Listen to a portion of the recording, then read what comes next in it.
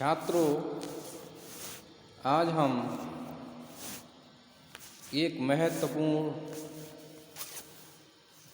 साहित्यकार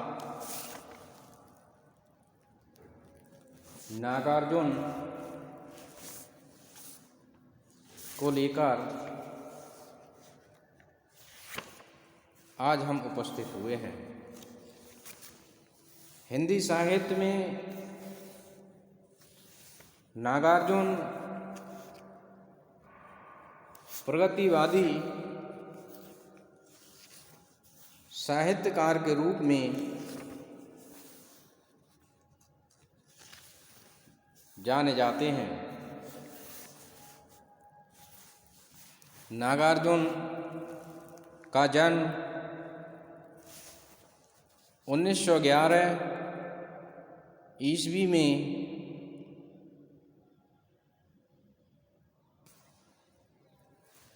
बिहार के दरभंगा जिले में सतलखा नामक स्थान पर हुआ।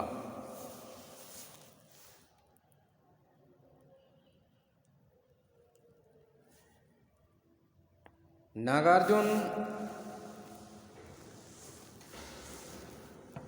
में साहित्यिक प्रतिभा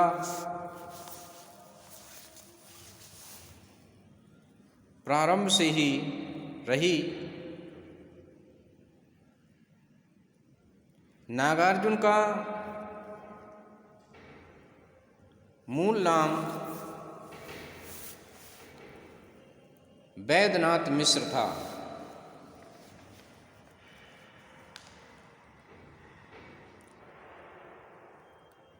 वैद्यनाथ मिश्र ने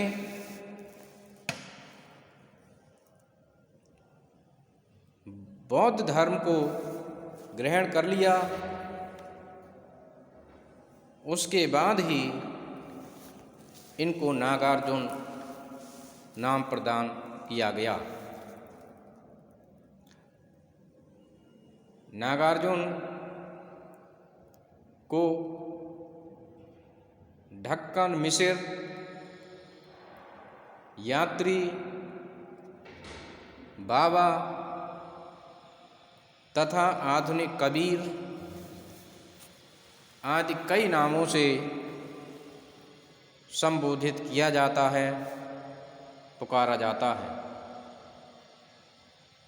यात्री उपनाम से मैथिली में ये कविताएं करते थे। नागार्जुन ने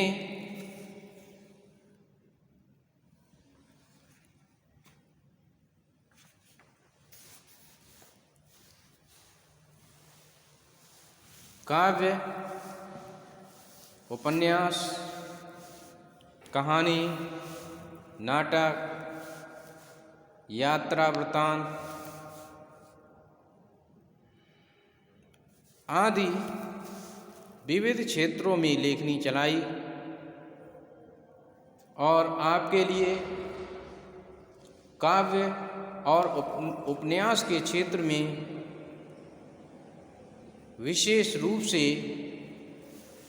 प्रसिद्धि प्राप्त की।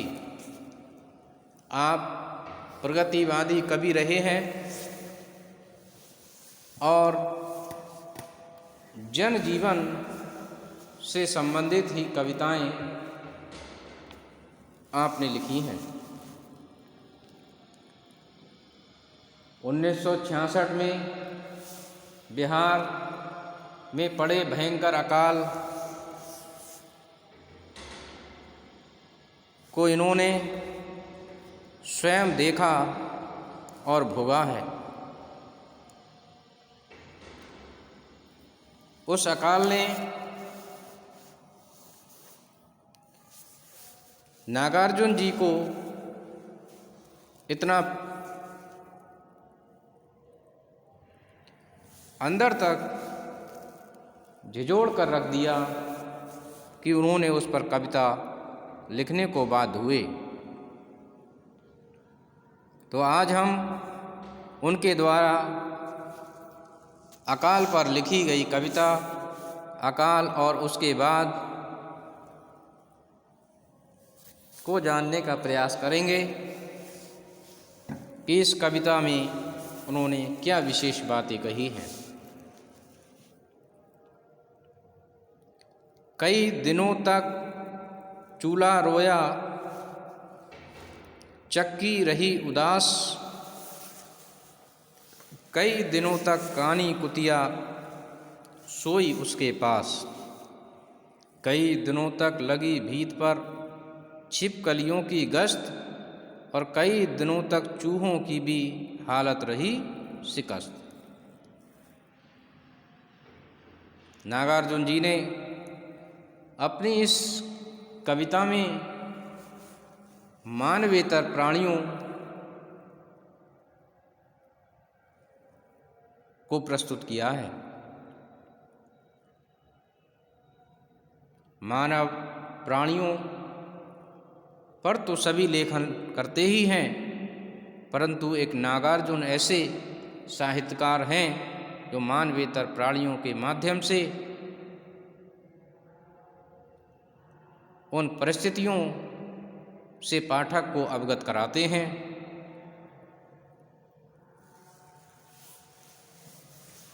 कि कई दिनों तक चूल्हा रोया, चक्की रही उदास, कि अकाल पड़ने के कारण और अनाज न मिलने के कारण से कई दिनों तक चूल्हा रोया, चक्की रही उदास, कि कई दिनों तक घर में चूल्हा नहीं जलाया गया। लोग भूख से व्याकुल रहे, बेचैन रहे, और चक्की रही उदास, क्योंकि जब अनाज ही नहीं था तो चक्की से पीसा जाए तो आखिर क्या पीसा जाए जब घर में अनाज ही नहीं था। कितनी विषम परिस्थितियां रही होंगी उस समय की। और कई दिनों तक कानी कुतिया सोई उसके पास, कि जब घर में चूल्हा नहीं जला तो घर में रहने वाली कानी कुतिया उसके पास कई दिनों तक सोती रही, और भला वह जाती तो कहाँ जाती, क्योंकि चूल्हा तो कहीं भी नहीं जला था।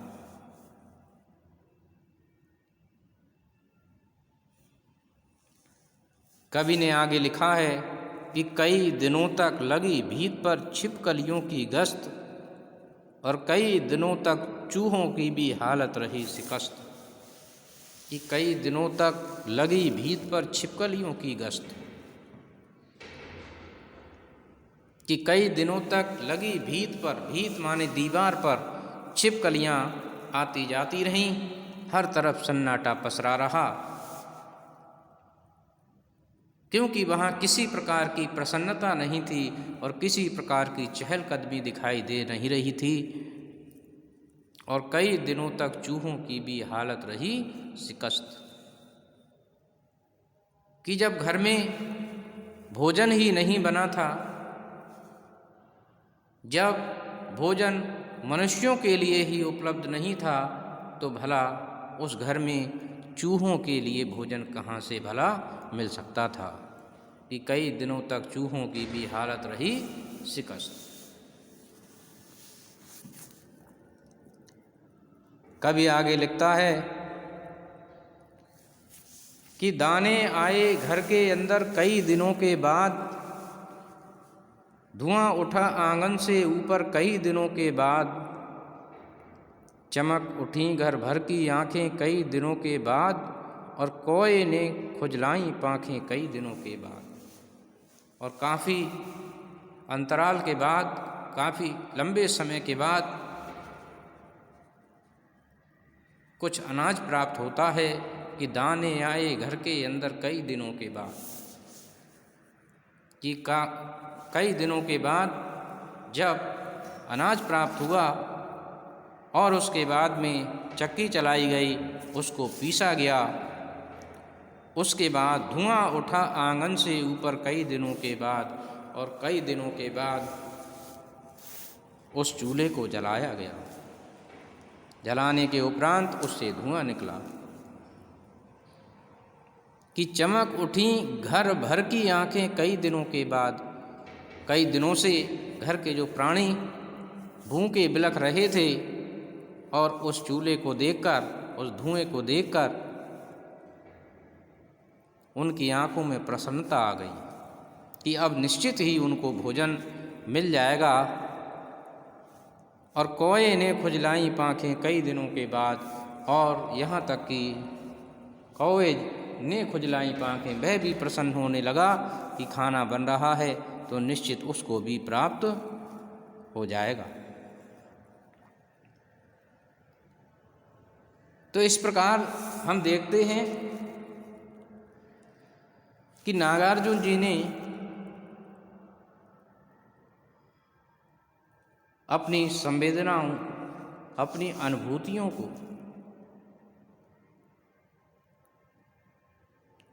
और भोगे हुए यथार्थ को इस कविता में प्रस्तुत किया है।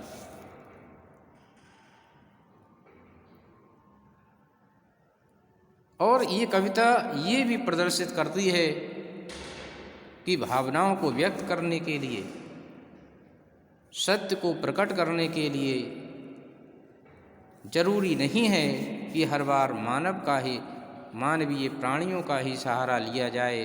मानवेतर प्राणियों के माध्यम से भी कभी भी वह सामर्थ्य होती है कि वह उस सत्य को प्रकट कर सके।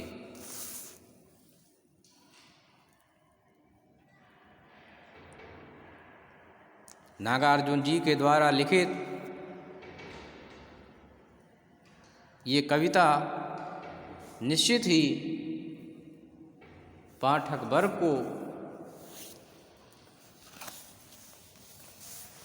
प्रभावित करती है।